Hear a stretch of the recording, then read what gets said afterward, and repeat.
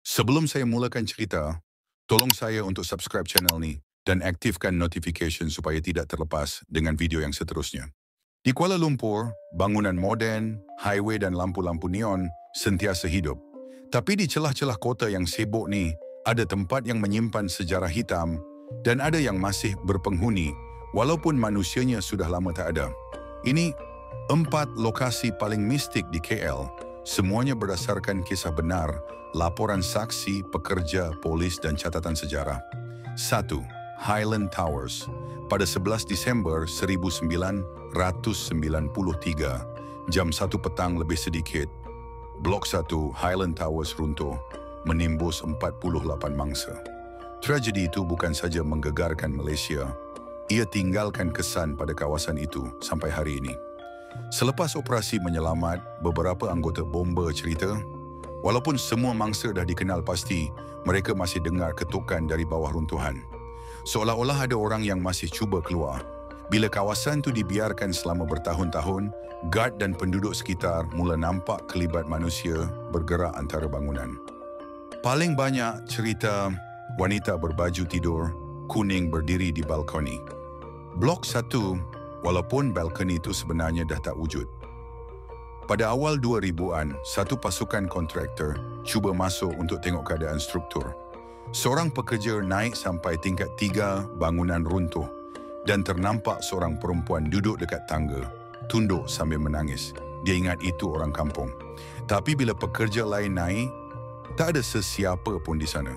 Sejak itu, Highland Towers terus jadi lokasi paling angker di KL. 2. Ampang Lookout Point. Ramai orang pergi Lookout Point untuk tengok view Kuala Lumpur. Tapi tak ramai tahu, dekat kawasan sekitar bukit tu ada banglo mewah yang ditinggalkan sejak 90-an selepas satu kejadian pecah rumah tragis yang menyebabkan keseluruhan keluarga mati. Banglo itu tak pernah dibaiki, tak pernah disewa, tak pernah disentuh. Antara kisah paling famous, tahun 2014 seorang rider motor turun lewat malam. Dekat satu selekoh, dia ternampak perempuan berdiri tengah jalan, rambut panjang tutup muka. Dia break, terjatuh, tapi bila dia pandang balik, perempuan tu hilang dalam beberapa saat. Ada juga testimoni pasangan couple yang nampak lelaki kurus berdiri di atas bumbung banglo, memerhati ke arah City Skyline. Lelaki itu tak bergerak langsung. Bila mereka cuba suluh, bumbung itu sebenarnya dah runtuh. 3. Hospital Lama KL. Sebelum bangunan baru HKL dibina, hospital lama di Jalan Pahang ini sudah digunakan sejak zaman British. Banyak wad lama, kuarantin, bilik mayat dan bilik bersalin ditutup, tapi masih berdiri. Nurse dan MA antara yang paling banyak pengalaman. Seorang jururawat senior pernah cerita, pukul 3 pagi, waktu dia tengah kira ubat, dia nampak wanita pakai uniform nurse lama, warna putih klasik dengan seketing labuh. Wanita itu berjalan menuju ke hujung koridor gelap, masuk ke bilik 317. Masalahnya, bilik 317 sudah kosong bertahun-tahun.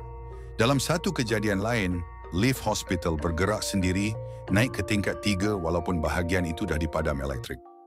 Bila pintu lift terbuka, koridor itu gelap sepenuhnya. Tapi CCTV merakam bayang seseorang berjalan melepasi pintu. Sampai sekarang, staf HKL masih percaya ada penunggu di tingkat 3.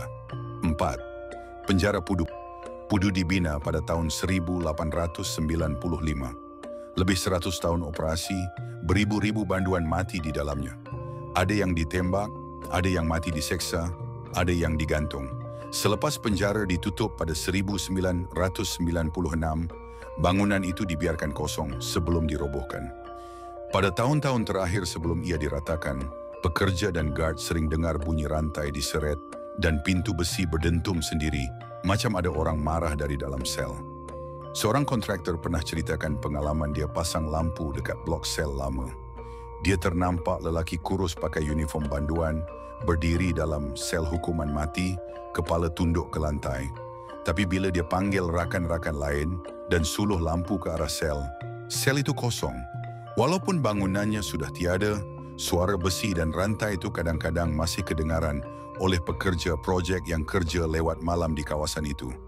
KL penuh bangunan moden, tapi sejarah gelapnya masih hidup.